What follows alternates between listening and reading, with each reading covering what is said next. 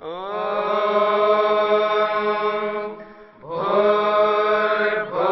स्वः तत्सवितुर्वरेण्यं भर्गो देवस्य धीमहि धियो यो नः प्रचोदयात्।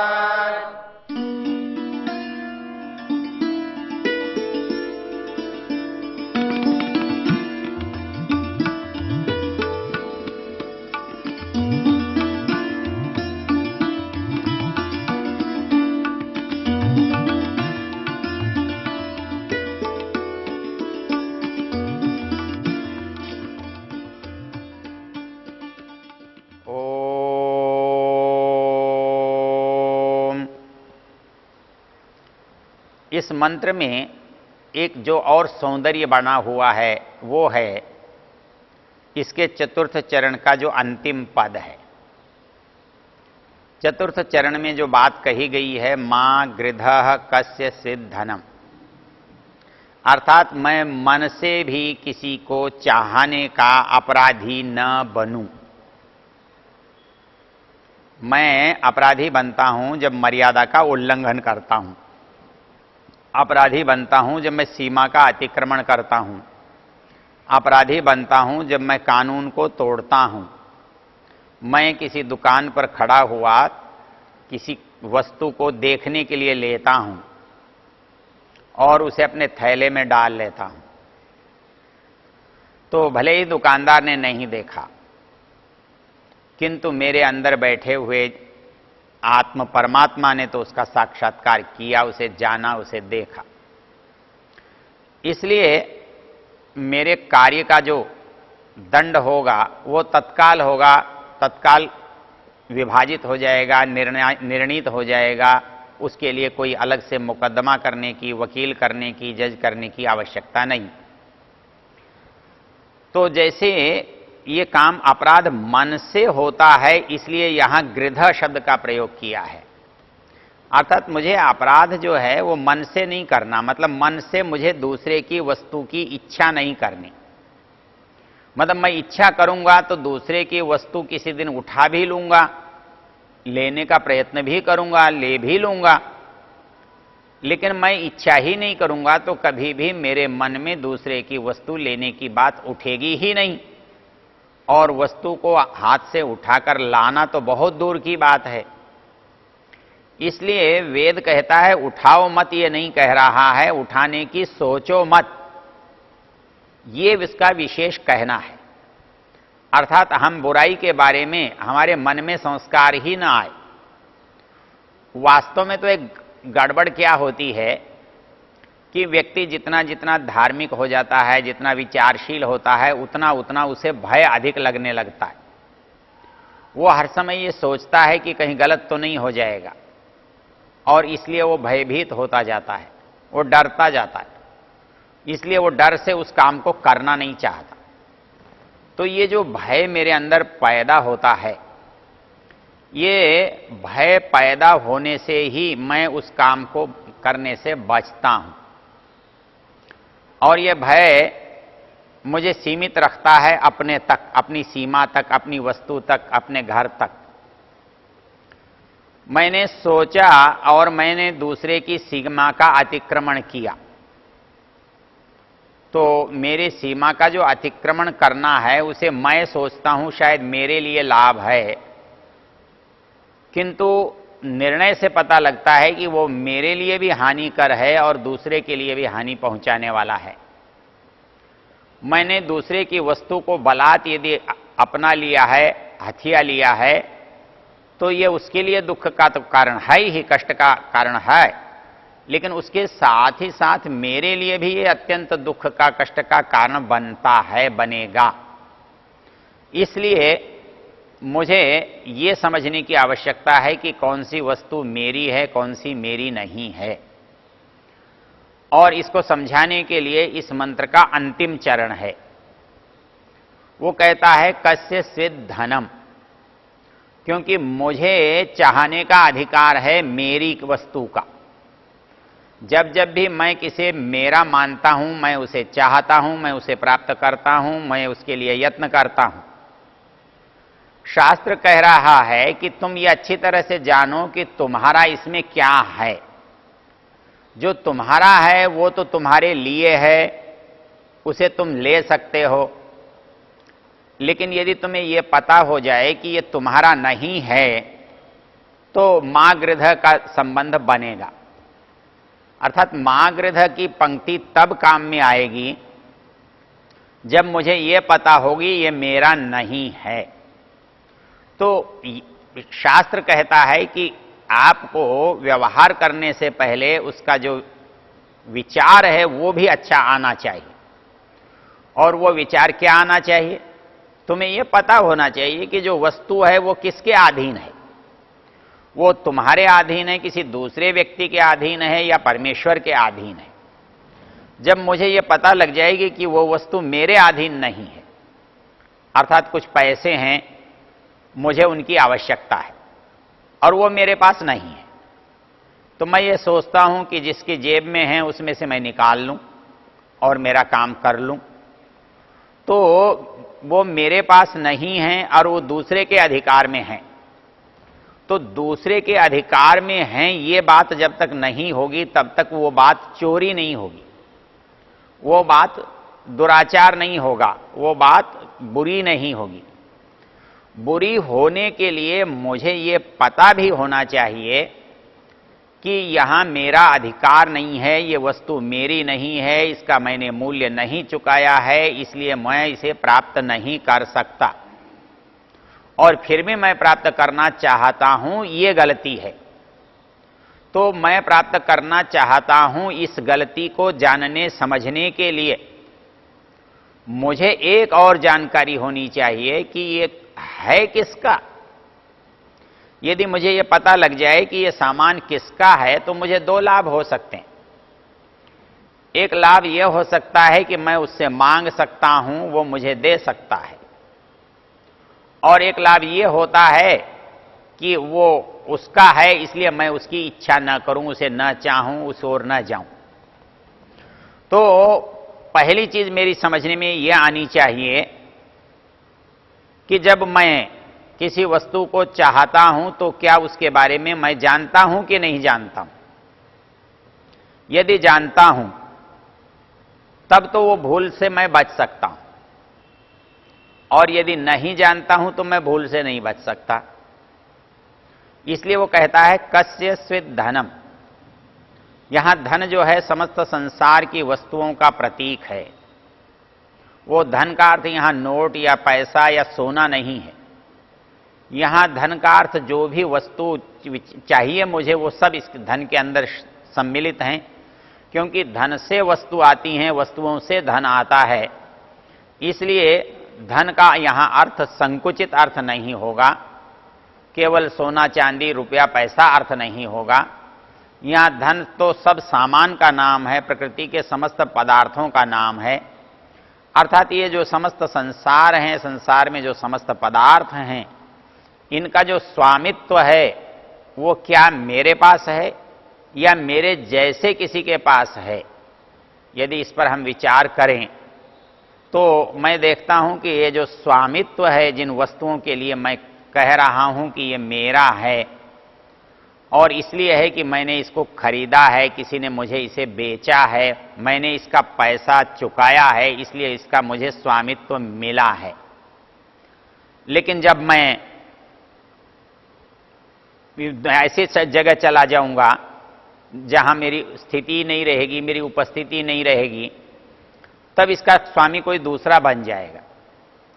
तो जो स्वामित्व मेरा बनता और बिगड़ता रहता है, जो वस्तु आज मेरी है कल किसी की है, परसों किसी की है, तो प्रश्न उठता है कि अंततोगत्वा ये किसकी है, ये किससे प्रारंभ की हुई है, किसने किससे लेना शुरू किया है। तो यदि मैंने कोई चीज कहीं जाकर के अपनी झोंपड़ी बनाई है और वो झोंपड़ी मुझे पता नहीं किसकी है,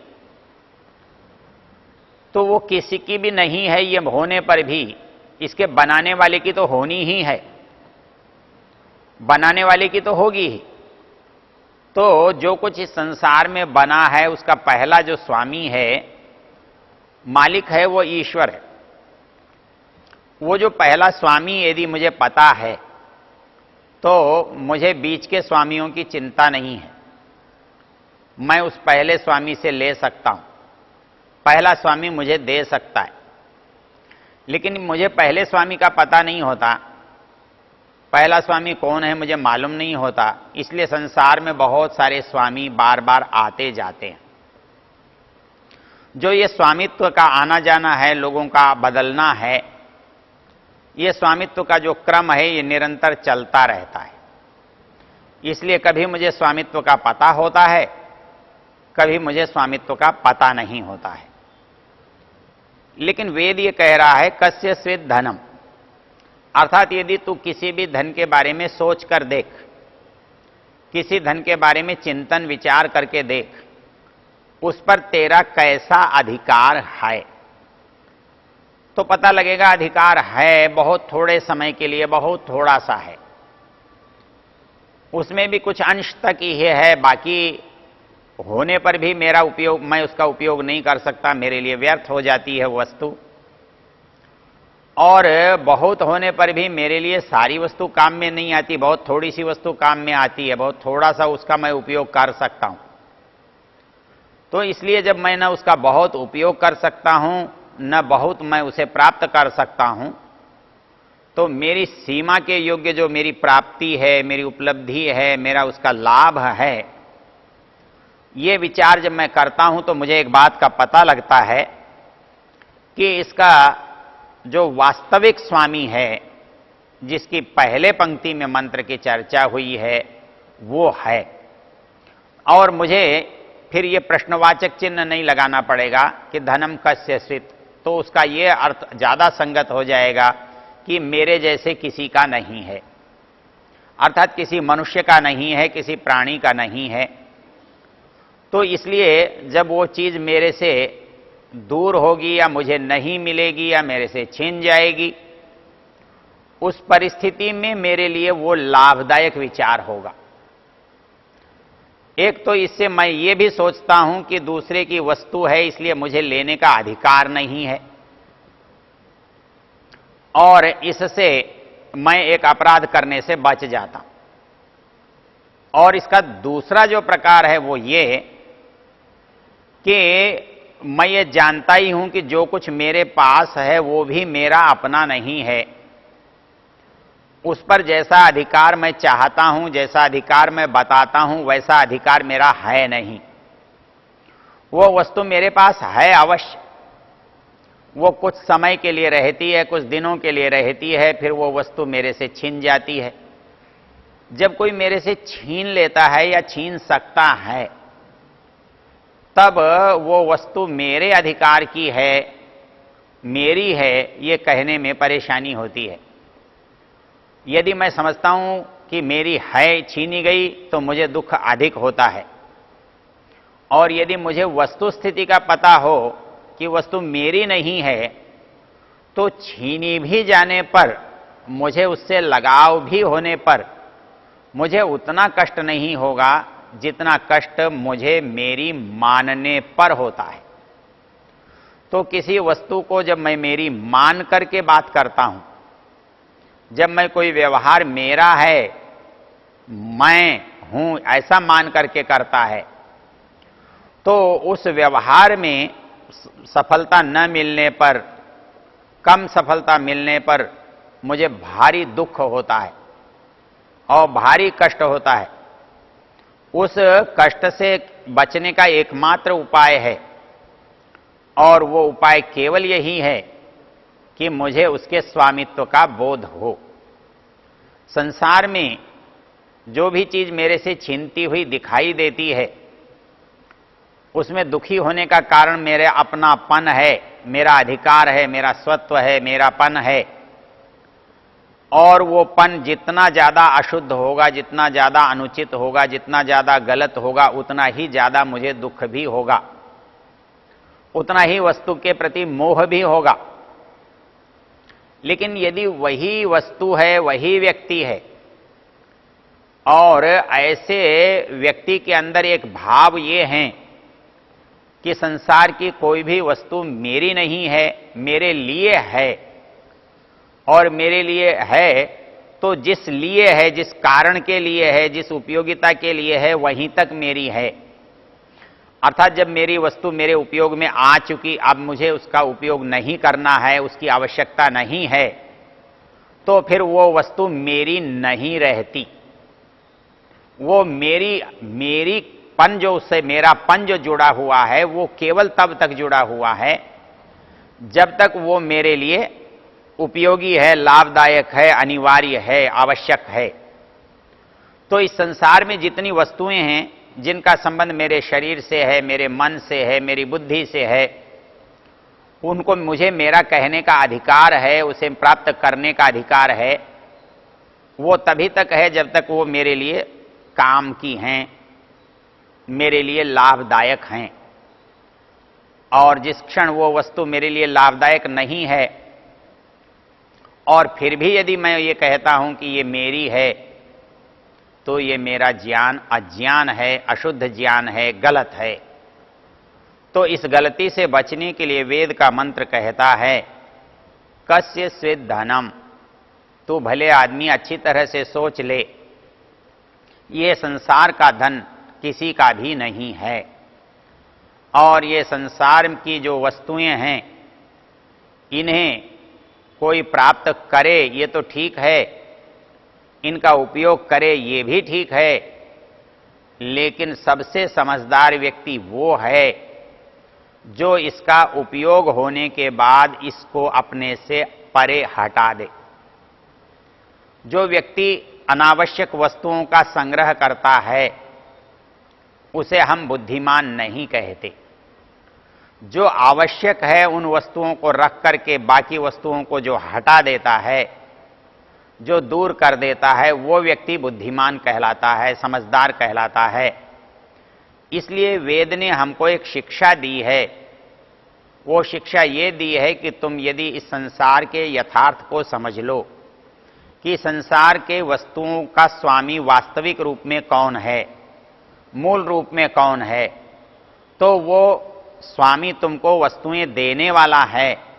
ये वस्तुएं तुम्हारे लिए बनी हैं, इसलिए तुम्हारे लिए हैं, इसका मतलब ये तुम्हारे लिए आवश्यक हैं, उपयोगी हैं।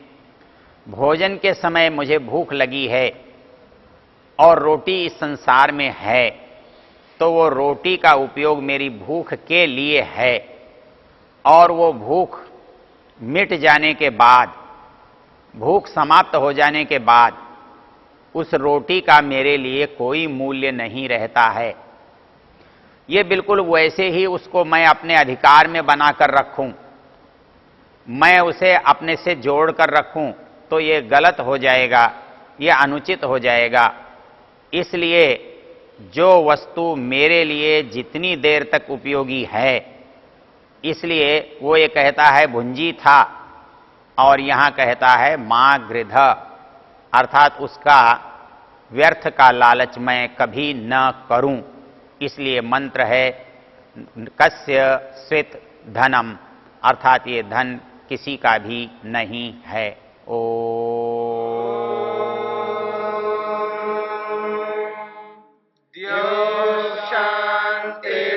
शांतिरंतरिक्षं शांति पृथिवी शांतिरापः शांतिरोषधयः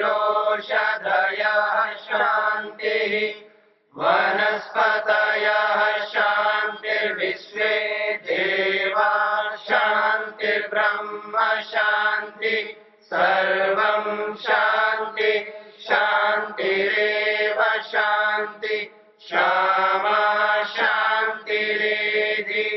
ओम शांति शांति शांति।